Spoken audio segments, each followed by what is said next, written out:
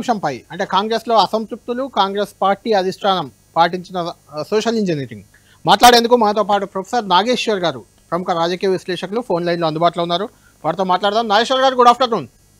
Good afternoon Kalyan, చెప్పండి. నాగేశ్వర్ గారు, ముగ్గురు మంత్రులు ఎస్సీ మాల సామాజిక వర్గం నుంచి వివేక్, ఎస్సీ మాదిగ నుంచి అడ్లూరి లక్ష్మణ్ కుమార్, బీసీ ముదిరాజు నుంచి వాకిటి శ్రీహరి ముగ్గురు మంత్రులుగా కొద్దిసేపటి క్రితమే ప్రమాణ స్వీకారం చేశారు. అటు డిప్యూటీ స్పీకర్గా కూడా ఆల్రెడీ విప్పుగా ఉన్న ఎస్టీ సామాజిక వర్గానికి చెందిన రామచంద్ర నాయకుని నియమించారు.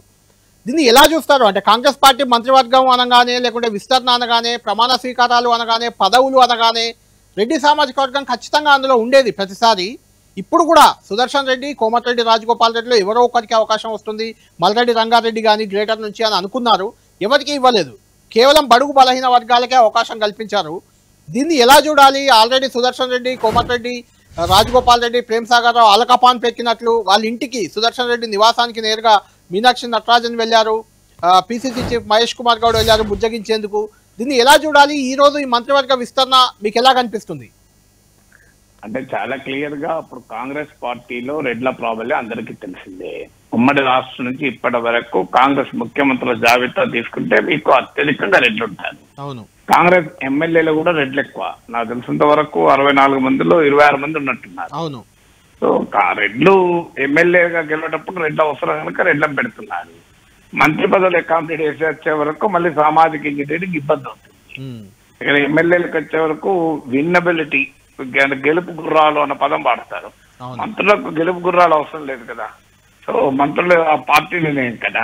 సో అక్కడ కాంట్రడిక్షన్ ఏర్పడుతుంది. అంటే గెలవటానికి సామాజికంగా, రాజకీయంగా, ఆర్థికంగా ప్రాబల్యం ఉన్న నేతలకు కావాలి గనక అందులో అగ్రకులాలు, ముఖ్యంగా రెడ్లు కాంగ్రెస్ రాజకీయాల్లో పవర్ఫుల్.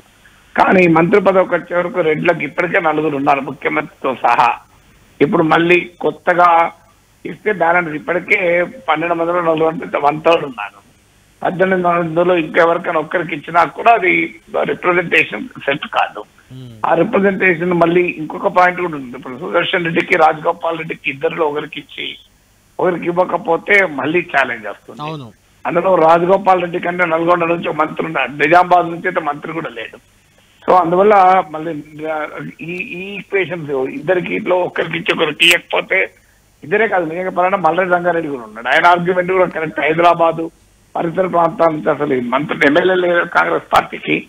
అందువల్ల నేను కావాలంటే రాజీనామా చేసి బీసీని గెలిపిస్తా, నా కాన్సెంట్ అని కూడా ఆయన సవాల్ చేశాడు. సో అందువల్ల 3 రెడ్లు ఉన్నారు, రెడ్లకు 3కి అయితే ఇవ్వలేరు. అందువల్ల ఈసారి విస్తరణ రెడ్లకు పక్కన పెట్టడం ద్వారా మాది మొత్తం సామాజిక న్యాయమే అని. ఎందుకంటే ఇప్పుడు కాస్ట్ సెన్సస్ ప్రకటించబడింది. బీసీలకు మీకు స్థానిక సంస్థల్లో రిజర్వేషన్లు అనే నినాదాన్ని కాంగ్రెస్ ఎత్తుకుంది. దాంతో ఎస్సీ వర్గీకరణ నినాదాన్ని ఎత్తుకుంది. సో దేశంలోనూ రాష్ట్రములోనూ సామాజిక న్యాయ రాజకీయ ఎజెండాను కాంగ్రెస్ పార్టీ ఎత్తుకున్న నేపథ్యంలో ఈ అనివార్యంగా అణగారిన వర్గాలకు చెందిన వారికి ఇవ్వాలి అనేది కాంగ్రెస్ హైకమాండ్ ఫార్ములా లాగా కనబడుతుంది. దానివల్ల మీకు సుదర్శన్ రెడ్డి, రాజగోపాల్ రెడ్డి, మల్రెడ్డి రంగారెడ్డి, ప్రేమ్ సాగర్ రావు వీళ్ళందరూ కూడా అవకాశాన్ని కోల్పోయారు. మళ్ళీ సామాజిక న్యాయం అంటే ఎస్టీలో ఆదివాసీలు, లంబాడీలు బ్యాలెన్స్ చేయాలి, ఎస్టీలో మాల, మాదిగా బ్యాలెన్స్ చేయాలి, బీసీలో ముదిరాజు, మున్నూరు కాపు, గౌడ ఇలా బలమైన బీసీ సామాజిక వర్గాలు బ్యాలెన్స్ చేయాలి. సో ఆ సోషల్ జస్టిస్ లో కూడా మళ్ళీ ఇంట్రా సోషల్ జస్టిస్ పాలిటిక్స్ ఉంటాయి కదా. సో అందులో బ్యాలెన్స్ చేసే భాగంగా వివేక్ వెంకటస్వామికి ఇచ్చినప్పుడు అనివార్యంగా లక్ష్మణ్ కుమార్కి వచ్చింది.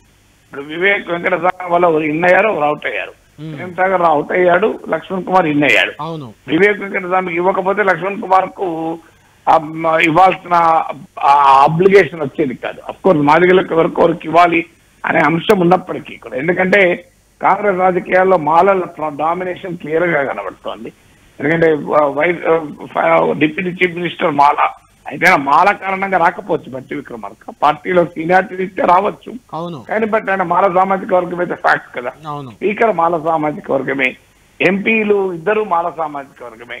సో ఈ ఇంబ్యాలెన్స్ ఉంది. ఎమ్మెల్సీ అద్దంకి దయాకర్ మాల సామాజిక వర్గమే, ఇటీవల ఎమ్మెల్సీ మాల సామాజిక, మాల మహానాడు నాయకుడు కూడా. సో కేవలం మాల సామాజిక వర్గమే కాదు, మాల ఉద్యమ నాయకుడు కూడా.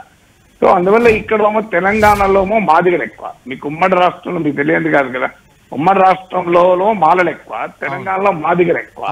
అందులో ఎస్టీ వర్గీకరణకు ఉద్యమం జరిగిన గడ్డ ఇది. వర్గీకరణ ఉద్యమం జరిగిన గడ్డ పైన వర్గీకరణ సక్సెస్ అయిన సమయంలో రాజకీయ సాధికారికత మాదిగలకు లేకపోతే మా పార్టీ దెబ్బ నష్టపోతుంది. అంటే నాగేశ్వర్ గారు, ఈసారి కేబినెట్ విస్తరణలో ముఖ్యమంత్రిగా అంటే జనరల్ గా కేబినెట్ లో చేర్చుకోవడం అలాంటి ఈక్వేషన్లు ఎవరిని తీసుకోవాలి ఇలాంటి ముఖ్యమంత్రి చేసుకుంటాడని జనరల్ గా అనుకుంటాం. కానీ ఈసారి మాత్రం కాంగ్రెస్ పార్టీ అధిష్టానమే ముగ్గురిని కూడా, వివేక్ వెంకటస్వామి అధిష్టానం ఛాయిసే, అడ్లూరి లక్ష్మణ్ కుమార్ అధిష్టానం ఛాయిసే, వాకిటి శ్రీహరి కూడా అధిష్టానం ఛాయిసే అని చెప్తున్నారు. వాస్తవానికి మాదకొండూరు ఎమ్మెల్యే మాదిగ సామాజిక వర్గానికి చెందిన కవ్వంపల్లి సత్యనారాయణకి ఇమ్మని ముఖ్యమంత్రి చెప్పారని, అయినా కూడా అడ్లూరి లక్ష్మణ్ కుమార్కి ఇచ్చారని. రెండోది సుదర్శన్ రెడ్డి ఒక్కరికి ఇచ్చి మిగిలిన 5 అంటే ఖాళీలు 6 ఉంటే సుదర్శన్ రెడ్డికి ఒక్కరికి ఇవ్వండి, మిగిలిన 5 మీ ఇష్టం ఉన్న వాళ్ళకి ఇచ్చుకోండి అని రేవంత్ రెడ్డి చెప్పినా కూడా సుదర్శన్ రెడ్డికి ఇవ్వలేదని, ఇలాంటి కొన్ని చర్చలు ఉన్నాయి. ఇందులో ఏమైనా వాస్తవం ఉందంటారా? అంటే జాతీయ పార్టీలు ఎప్పుడు కూడా నాయకుల్ని, మంత్రుల్ని, ముఖ్యమంత్రుల్ని జాతీయ పార్టీ అంటే ఇప్పుడు బీజేపీలో మీకు శివరాజ్ సింగ్ చౌహాన్ కు రావాలి మధ్యప్రదేశ్ ముఖ్యమంత్రి, రాలే కదా. రమణ్ సింగ్ కు రావాలి మధ్యప్రదేశ్ లో, రాలే కదా. రాజస్థాన్ లో వసుంధరా సింధియాను పక్కన పెట్టలేదా? సో జాతీయ పార్టీల్లో ఎప్పుడైనా మీకు అధిష్టాన నిర్ణయం కీలకమవుతుంది. ఎక్కడన్నా ప్రాంతీయ నాయకుడు చాలా బలంగా ఉన్నప్పుడు రాజశేఖర రెడ్డి టైంలో చూశాము.